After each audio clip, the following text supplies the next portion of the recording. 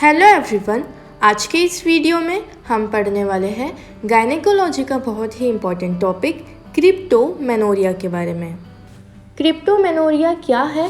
Word से अगर हम समझें तो इसमें पीरियोडिक शेडिंग हो रही है एंडोमेट्रियम की, जो मेंस्ट्रुएशन में होता है कि जो यूट्रस की लाइनिंग है सबसे इनर मोस्ट, जिसे हम एंडोमेट्रियम कह रहे हैं, उसका शेड ऑफ होता है और ब्लीडिंग होती है।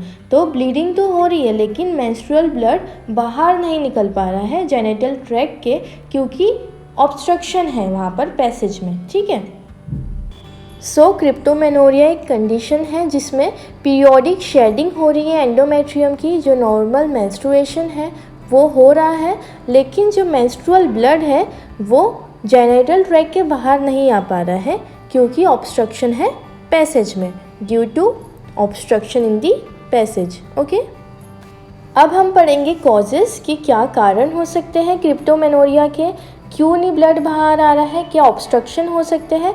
तो इसे हम दो डिवाइड करते हैं दो टाइप्स में, congenital and acquired cause. Okay, congenital cause जो कि जन्म से होगा, एक्वायर्ड यानी जो बाद में आया। कंजेनाइटल कॉज में जो एमेनोरिया होगा वो प्राइमरी एमेनोरिया होता है, और एक्वायर्ड कॉज में जो एमेनोरिया है वो सेकेंडरी एमेनोरिया यानी मेंसेस का नहीं आना।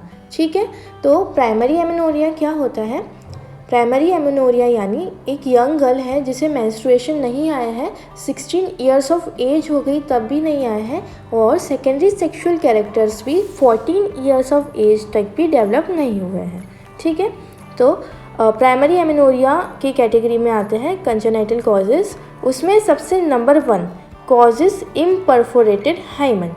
क्रिप्टोमेनोरिया का सबसे मेन कॉज रहता है imperforated hymen. What is hymen? तो वाजाइनल एरिया जो है वो कवर्ड रहता है म्यूकस मेम्ब्रेन से, सेप्टम ऑफ म्यूकस मेम्ब्रेन से, जिसे हम हाइमन कहते हैं। ओके, सो इम्परफोरेटेड हाइमन मतलब क्या हुआ कि नॉर्मली उसमें होल्स रहते हैं तो मेंस्ट्रुअल ब्लड पास हो जाता है, लेकिन इम्परफोरेटेड हाइमन में बहुत टफ रहता है हाइमन, जिसके कारण ब्लड वही एक्यूमुलेट हो जाता है जेनिटल ट्रैक्ट के अंदर ही। Second, transverse vaginal septum. अगर कोई सेप्टम डेवलप हो, वेजाइनल सेप्टम, तो भी ब्लड बाहर नहीं निकल पाएगा। एट्रेसिया ऑफ वेजाइना यानी कंप्लीट एब्सेंस ऑफ वेजाइना। अगर वेजाइना ही नहीं है तो मेंस्ट्रुअल ब्लड कहाँ से निकलेगा? ठीक है, नेक्स्ट हम बात करते हैं एक्वायर्ड कॉजेज़ के। तो इसमें सबसे इम्पॉर्टेंट कॉज आता है सर्वाइकल स्टेनोसिस। सर्वाइकल स्टेनोसिस यानी सर्विक्स का नैरो होना, और ये कौन कौन से केसेस में हो सकता है? एम्प्यूटेशन, ओके, या फिर कैंसर हो, या फिर सर्जरी वगैरह हो। तो इन सारे केसेस में सर्विक्स बहुत ज़्यादा नैरो हो जाता है, जिसके कारण मेंस्ट्रुअल ब्लड बाहर पास आउट नहीं हो पाता है। ओके, और क्रिप्टोमेनोरिया की कंडीशन डेवलप हो जाती है। अब हम बात करते हैं सिम्टम्स की कि क्या क्या क्लिनिकल फीचर्स रहेंगे क्रिप्टोमेनोरिया में। सो नंबर 1, एक यंग गर्ल रहेगी 14 to 16 ईयर्स ऑफ एज की, जिसे प्राइमरी एमेनोरिया होगा। प्राइमरी एमेनोरिया यानी उसे मेंसेस कभी नहीं आए हैं। Primary amenorrhea 16 years of age तक भी उसे मेंस्ट्रुएशन नहीं हुआ है, और 14 ईयर्स ऑफ एज में उसे सेकेंडरी सेक्सुअल कैरेक्टर्स भी डेवलप नहीं हुए हैं। सेकेंड, एक्वायर्ड केस है अगर, तो सेकेंडरी एमेनोरिया डेवलप होगा, और प्राइमरी एमेनोरिया कंजेनाइटल केस में डेवलप होता है। नंबर 3, पीरियोडिक एब्डोमिनल पेन हो रहा है क्योंकि मंथली उसे मेंस्ट्रुअल ब्लीडिंग हो रही है और वो जेनिटल ट्रैक्ट के बाहर नहीं जा पा रही है। एक्यूमुलेशन हो रहा है ब्लड का, उसके कारण एब्डोमेन में पेन हो रहा है। नंबर 4 बहुत सारी यूरिनरी कॉम्प्लिकेशंस आ रहे हैं क्योंकि ब्लड का एक्यूमुलेशन है पीछे यूट्रस में, सर्विक्स में, वेजाइनल एरिया में, और इसके आगे यूरिनरी ब्लैडर है। इसके कारण कॉम्प्लिकेशंस आ रहे हैं, जैसे कि फ्रीक्वेंसी बढ़ जाना, बार बार यूरिनेशन के लिए जाना। सेकेंड, डिस्यूरिया यानी pen during micturition. Fourth, retention of urine properly बाहर नहीं निकल पा रही है, ब्लैडर में कुछ ना कुछ यूरिन का अमाउंट बच जा रहा है क्योंकि प्रेशर सिम्टम्स आ रहे हैं यूरिनरी ब्लैडर के ऊपर। अब हम बात करेंगे कॉम्प्लिकेशंस की, क्या क्या परेशानी हो सकती है क्रिप्टोमेनोरिया के केस में। तो ये कॉम्प्लिकेशन हम इम्परफोरेटेड हाइमन के केसेस में देख रहे हैं। जो हाइमन है, जो टफ्ट कवरिंग बन गई है वेजाइनल एरिया में, और जिसके कारण ब्लड पूरा एक्यूमुलेट हो रहा है फीमेल जेनिटल ट्रैक्ट में। तो सबसे पहले ब्लड की शेडिंग तो हो ही रही है, हर मंथली उसे मेंसेस आ रहे हैं, एंडोमेट्रियम की शेडिंग हो रही है। तो सबसे पहले हिमेटोकॉल्पस होता है। हिमेटोकॉल्पस यानी ब्लड का एक्यूमुलेशन हो जाना वेजाइनल एरिया में। हिमेटोकॉल्पस, हिमेटो यानी ब्लड और कॉल्पस वेजाइनल एरिया के लिए होता है। हर मंथली मेंसेस आ रहे हैं और वेजाइनल एरिया में ब्लड एक्यूमुलेट होते जा रहा है। इसके बाद भी सर्जरी वगैरह या डायग्नोज नहीं हुआ है क्रिप्टोमेनोरिया के केस, तो धीरे धीरे accumulation of blood uterine cavity तक पहुंच जाता है। तो उसके लिए हम वर्ड यूज़ करते हैं haematometra, haemato blood metra for uterine cavity, so हिमेटोमेट्रा।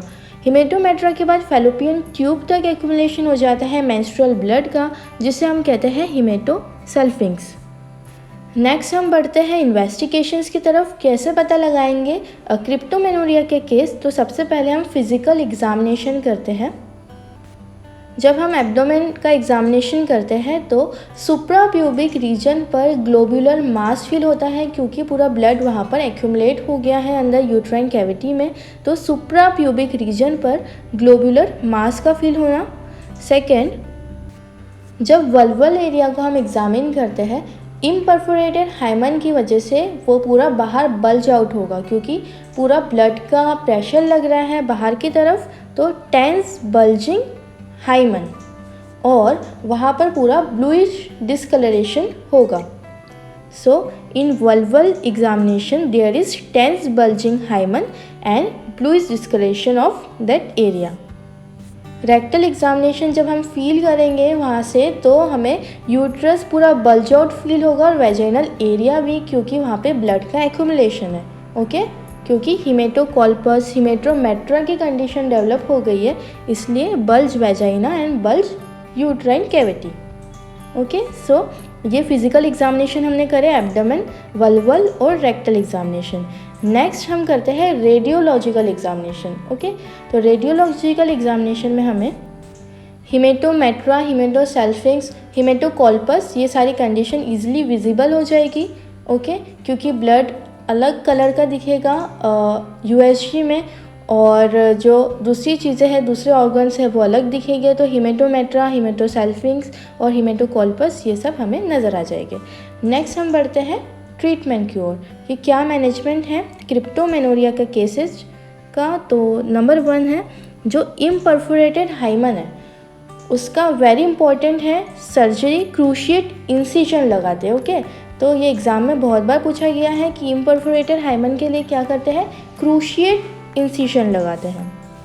तो कुछ इस प्रकार का इंसिजन लगता है क्रॉस फॉर्म में, क्रूशिएट इंसिजन।